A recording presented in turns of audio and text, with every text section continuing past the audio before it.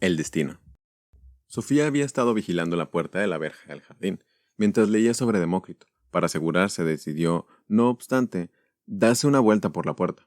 Al abrir la puerta exterior, descubrió un sobrecillo blanco fuera de la escalera. En el sobre ponía Sofía Amutsman.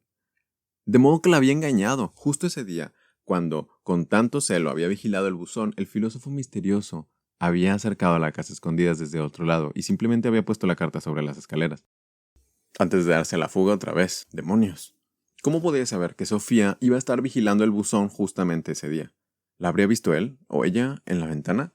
Al menos se alegraba de haberle salvado el sobre antes de que su madre llegara a casa. Sofía volvió al cuarto y allí abrió la carta. El sobre blanco estaba un poco mojado en los bordes. Además tenía un par de profundos cortes. ¿Por qué? No había llovido en varios días. En la notita ponía: ¿crees en el destino? ¿Son las enfermedades un castigo divino? ¿Cuáles son las fuerzas que dirigen la marcha de la historia? Que si creía en el destino, no estaba muy segura, pero conocía a mucha gente que sí creía. Varias amigas de clase, por ejemplo, leían sus horóscopos en las revistas. Se creía en la astrología. También creían en el destino, ya que los astrólogos pensaban que la situación de las estrellas en el firmamento podría decir algo sobre la vida de las personas en la Tierra. Si se creía que un gato negro cruzaba por el camino significaba mala suerte, entonces también se creía en el destino, pensaba Sofía. Cuando más pensaba en ello, más ejemplos le salían de la fe del destino. ¿Por qué se decía toco madera, por ejemplo? ¿Y por qué el martes 13 es un día de mala suerte? Sofía había oído decir que había hoteles que se saltaban el número 13 de las habitaciones. Se debía a que, a fin de cuentas, había muchas personas supersticiosas. Superstición. Por cierto, ¿no era una palabra extraña? Si creías en el cristianismo o en el islam, se llamaba fe. Pero si creías en astrología o en martes 13, entonces se convertía enseguida en superstición. ¿Quién tenía derecho a llamar superstición a la fe de otras personas? Por lo menos Sofía estaba segura de una cosa. Demócrito no había creído en el destino. Era materialista. Solo había creído en los átomos y en el espacio vacío. Sofía intentó pensar en las otras preguntas de la notita. ¿Son las enfermedades un castigo divino? Nadie creería eso el día de hoy. Pues de repente se acordó de que mucha gente pensaba que rezar a Dios ayudaba a curarse, así que creerían que Dios tenía algo que ver en la cuestión de quién estaba sano y quién estaba enfermo. La última pregunta le resultaba más difícil. Sofía jamás había pensado en qué era lo que dirigía el curso de la historia. Serían las personas, ¿no? Si fuera Dios o el destino, las personas no podrían tener libre albedrío. El tema del libre albedrío la hizo pensar en una cosa. ¿Por qué iba a tolerar que ese misterioso filósofo jugara con ella al escondite? ¿Por qué no ella escribirle una carta al filósofo? Segura que él o ella dejaría un nuevo sobre grande en el buzón en el transcurso de la noche o en algún momento en la mañana. Entonces, ella dejaría una carta para el profesor de filosofía. Sofía se puso en marcha. Le resultaba muy difícil escribir a alguien que jamás había visto. Ni siquiera sabía si era un hombre o una mujer. Tampoco si era joven o viejo. Por lo que sabía, incluso podría tratarse de una persona a la que ella conocía. En poco tiempo había redactado una pequeña carta. Muy respetado filósofo. En esta carta se aprecia con sumo agrado su generoso curso de filosofía con correspondencia. Pero molesta no saber quién es usted. Le rogamos por tanto presentarse con nombre completo. A cambio, será invitado a entrar a tomar una taza de café con nosotros. Pero, si puede ser, cuando mi madre no esté en casa. Ella trabaja todos los días de 7:30 a 17 de lunes a viernes. Yo soy estudiante y tendré el mismo horario, pero excepto los jueves. Siempre estoy a la casa a partir de las 2:15. Además, el café me sale muy bueno. Le doy las gracias de anticipado. Saludos de su atenta alumna, Sofía Mutman, 14 años. En la parte interior de la hoja escribió "se ruega contestación". A Sofía le pareció que la carta era demasiado formal, pero no era fácil elegir las palabras cuando se escribía a una persona sin rostro. Metió la hoja en un sobre de color rosa y lo cerró. Por fuera escribió "al filósofo". El problema de cómo sacarlo fuera sin que su madre lo viera. Al mismo tiempo, tendría que mirar el buzón temprano en la mañana siguiente antes de que llegara el periódico. Si no llegaba ningún envío durante la noche, tenía que volver a recoger el sobre de color rosa. Pero, ¿por qué tenía que ser todo tan complicado? Aquella noche subió pronto a su habitación. A pesar de que era viernes, su madre intentó tentarla con una pizza y una película policíaca, pero dijo que estaba cansada y que quería leer en la cama. Mientras su madre estaba sentada mirando fijamente a la pantalla del televisor, Sofía bajó a hurtadillas a llevar la carta al buzón. Al parecer su madre estaba un poco preocupada, desde que surgió aquello del conejo grande y el sombrero de copa. Hablaba con Sofía de una manera completamente distinta a la de antes. Sofía no quería preocuparla, pero ahora tenía que subir a la habitación para vigilar el buzón. Cuando su madre subió, sobre las 11, estaba sentada delante de la ventana mirando la calle. ¿No estará sentada mirando el buzón?, preguntó. Miro lo que me dé la gana. Creo que estás enamorada de verdad, Sofía, pero si llega una nueva carta, no la hará en medio de la noche. Qué asco, Sofía no aguantaba esa tontería del enamoramiento, pero habría que dejar que su madre creyera que su estado de ánimo se debía a algo así. Su madre prosiguió. ¿Él fue el que dijo aquello del conejo y el sombrero de copa? Sofía asintió con la cabeza. No consume droga, ¿verdad? Ahora Sofía sentía verdadera lástima por su madre. No podía permitir que se preocupara tanto por una cosa así. Por otra parte, era bastante tonto pensar que las ideas divertidas tuvieran que ver con las drogas. Los mayores son un poco tontos a veces. Se volvió y dijo, mamá, te prometo, aquí y ahora, que jamás probaré algo así. Y él tampoco consume drogas, pero le interesa bastante la filosofía. ¿Es mayor que tú? Sofía dijo que no con la cabeza. ¿De la misma edad? Dijo que sí. ¿Y le interesa la filosofía? Volvió a decir que sí. Seguro que es majísimo, cariño. Y ahora creo que deberías dormir. Pero Sofía se quedó durante horas mirando el camino. Sobre la 1, tenía tantos sueños que los ojos se le iban cerrando. Estuvo a punto de acostarse, pero de repente vislumbró sobre una sombra que salía del bosque. La oscuridad era casi total, pero había luz suficiente para poder distinguir una silueta de una persona. Era un hombre, y a Sofía le parecía bastante mayor, por lo menos no era de su misma edad. En la cabeza llevaba una boina o algo parecido. Miró una vez hacia la casa, pero Sofía no tenía ninguna luz encendida. El hombre se fue derecho al buzón y dejó caer dentro un sobre grande. En el momento de soltar el sobre, descubrió la carta de Sofía. Metió la mano en el buzón y sacó la carta. Al cabo de un instante, estaba ya otra vez en el bosque. Se fue corriendo al encendero y desapareció. Sofía notaba cómo le latía el corazón. Lo que más hubiera deseado era salir corriendo tras él, aunque pensándolo bien no podía hacer eso. No se debía ir corriendo tras una persona desconocida en plena noche, pero tenía que salir a recoger el sobre. Eso sí, que no lo dudaba. Al cabo de un rato bajó las escaleras hurtadillas, abrió cuidadosamente la puerta de la calle con la llave y se fue hasta el buzón. Pronto estaba de vuelta en su habitación, con el gran sobre en la mano. Se sentó sobre la cama conteniendo su aliento. Pasaron un par de minutos y no se oía ningún ruido en toda la casa.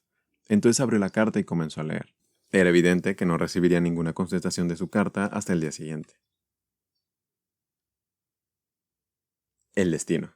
Buenos días de nuevo, querida Sofía. Déjame decirte, de una vez por todas, que jamás intentes espiarme. Ya nos conoceremos en persona algún día. Yo seré quien decida la hora y el lugar. No vas a desobedecerme, ¿verdad? Volvamos a los filósofos. Hemos visto cómo buscan explicaciones naturales a los cambios que tienen en la naturaleza. Anteriormente, estas cuestiones se explicaban mediante los mitos. Pero también en otros campos hubo que despejar el camino de viejas supersticiones. Lo vemos en lo que se refiere a estar enfermo y estar sano, en lo que se refiere a los acontecimientos políticos. En ambos campos los griegos tuvieron una gran fe en el destino. Por fe en el destino se entiende la fe en que está determinado, de antemano, todo lo que va a suceder. Esta idea la podemos encontrar en todo el mundo, en el momento presente y a través de toda la historia. En los países nórdicos existe una gran fe en el destino, tal como aparece en las antiguas sagas irlandesas. Tanto entre los griegos como entre otras partes del mundo, nos encontramos con la idea de que los seres humanos pueden llegar a conocer el destino a través de diferentes formas de oráculo, lo que significa que el destino de una persona o de un estado puede ser interpretado de varios modos. También había muchas personas que creen leer las cartas, leen las manos o interpretan las estrellas. Una variante típicamente noruega es la adivinación mediante los pozos en el café. Al vaciarse la taza de café, suelen quedar algunos pozos en el fondo. Esos pozos pueden formarse un determinado dibujo o imagen, sobre todo si añadimos un poco de imaginación. Si los pozos tienen la forma de un coche, significa que la persona que haya bebido la taza quizás vaya a hacer un viaje de coche. Vemos que el adivino intenta interpretar algo que en realidad no está nada claro. Esto es muy típico de todo arte adivinatorio, y precisamente porque aquello que se adivina es tan poco claro, no resulta tampoco muy fácil contradecir al adivino. Cuando miramos al cielo estrellado, vemos un verdadero caos de puntitos brillantes, y sin embargo, ha habido muchas personas a través de los tiempos que han creído que las estrellas pueden decirnos algo sobre la vida en la Tierra. Incluso hoy en día, hay dirigentes políticos que consultan a un astrólogo antes de tomar una decisión importante. El oráculo de Delfos. Los griegos pensaban que los seres humanos podían enterarse de su destino a través del famoso oráculo de Delfos. El dios Apolo era el dios del oráculo. Hablaba a través de la sacerdotisa Pitia, que estaba sentada en una silla sobre una gran grieta en la tierra. De esta grieta surgían unos gases narcóticos que la embriagaban, circunstancia indispensable para que pudiera ser la voz de Apolo. Al llegar a Delfos, uno entregaba primero su pregunta a las sacerdotes, quienes, a su vez, se la daban a Pitia. Ella emitía una constatación tan incomprensible o ambigua que hacía falta que los sacerdotes interpretaran la respuesta a la persona que había entregado la pregunta. Así los griegos podían aprovecharse de la sabiduría de Apolo, ya que creían que Apolo sabía todo sobre el pasado y el futuro. Muchos jefes de Estado no se atrevían a declarar la guerra o a tomar otras decisiones importantes antes de haber consultado el oráculo de Delfos. Así pues, los sacerdotes de Apolo funcionaban prácticamente como una especie de diplomáticos y asesores, con muy amplios conocimientos sobre gentes y países. Encima del templo de Delfos había una famosa inscripción: «Conócete a ti mismo», que significaba que el ser humano nunca debe pensar que es algo más que un ser humano, y que ningún ser humano puede escapar a su destino. Entre los griegos se contaban muchas historias sobre personas que habían sido alcanzadas por su destino. Con el tiempo se escribieron una serie de obras de teatro, tragedias sobre esas personas trágicas. El ejemplo más famoso es la historia del rey Edipo. El destino no solo determinaba la vida del individuo, los griegos también creían que el curso mismo estaba dirigido por el destino. Opinaban que el resultado de una guerra podía deberse a la intervención de los dioses. También hoy en día hay muchos que creen en Dios u otras fuerzas misteriosas. Dirigen el curso de la historia. Pero justo a la vez que los filósofos griegos intentaban buscar explicaciones naturales a los procesos de la naturaleza, iban formándose una ciencia de la historia que intentaban explicar causas naturales a su desarrollo. El que un estado perdiera una guerra no se explicaba ya como una venganza de los dioses. Los historiadores griegos más famosos fueron Herodo y Tesúdides. Los griegos también creían que las enfermedades podían deberse a la interpretación divina. Las enfermedades contagiosas se interpretaban a menudo como un castigo a los dioses. Por otra parte, los dioses podían volver a curar a las personas si se les ofrecen sacrificios. Esto no es, de algún modo, exclusivo de los griegos. Antes del nacimiento de la moderna ciencia de la medicina, en tiempos recientes, lo más normal era pensar que las enfermedades tenían causas sobrenaturales. Por ejemplo, la palabra influenza. Significa en realidad que uno se encuentra bajo la mala influencia de las estrellas. Incluso hoy en día hay muchas personas en el mundo entero que creen que algunas enfermedades, el SIDA por ejemplo, son un castigo de Dios. Muchos piensan además que un enfermo puede ser curado de un modo sobrenatural. Precisamente en la época de los filósofos griegos, iniciaron una nueva manera de pensar. Surgió la ciencia griega en la medicina, que intentaban encontrar explicaciones naturales a las enfermedades y el estado de salud. Se dice que Hipócrates, que nació en Kos hacia el año 460 a.C., fue el fundador de la ciencia griega de la medicina. La protección más importante contra la enfermedad era, según la tradición médica hipocrática, la moderación y la vida sana. Lo natural en una persona es estar sana. Cuando surge una enfermedad es porque la naturaleza ha descarrilado, a causa de un desequilibrio físico o psíquico. La receta para estar sano era la moderación, la armonía y una mente sana en cuerpo sano. Hoy en día se habla constantemente de la ética médica, con lo que se quiere decir que el médico está obligado a ejercer su profesión médica según ciertas reglas éticas. Un médico no puede, por ejemplo, extender recetas de estupefacientes a personas sanas. Un médico tiene también que guardar el secreto profesional. Eso significa que no tiene derecho a contar a otras personas algo que un paciente le haya dicho sobre su enfermedad. Estas reglas tienen sus raíces en Hipócrates, que exigió a sus discípulos que prestasen el siguiente juramento: utilizaré el tratamiento para ayudar a los enfermos, según mi capacidad y juicio, pero nunca con la intención de causar daño o dolor. A nadie daré veneno aunque me lo pida o me lo sugiera. Tampoco daré abortivos a ninguna mujer con el fin de evitar un embarazo. Consideraré sagrados mi vida y el arte.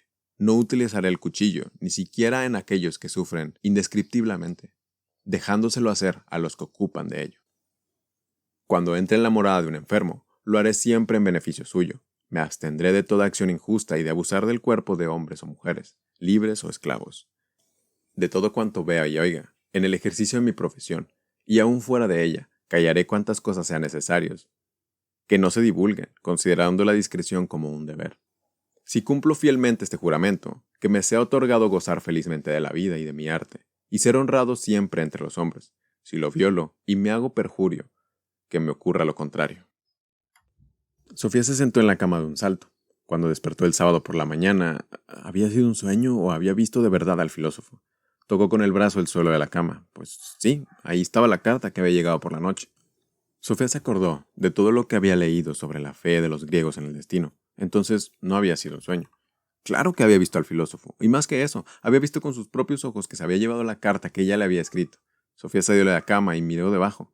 Sacó de ahí todas las hojas escritas a máquina. Pero, ¿qué era aquello? Al fondo del todo, junto a la pared, había algo rojo. Podría ser una bufanda. Sofía se deslizó debajo de la cama y recogió un pañuelo rojo de seda. Solo estaba segura de una cosa: nunca había sido suyo.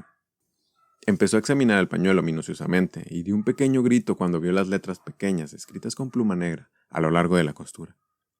Hilde, ponía. ¿Hilde? ¿Pero quién era Hilde? ¿Cómo podía ser que sus caminos estuvieran cruzando de esa manera?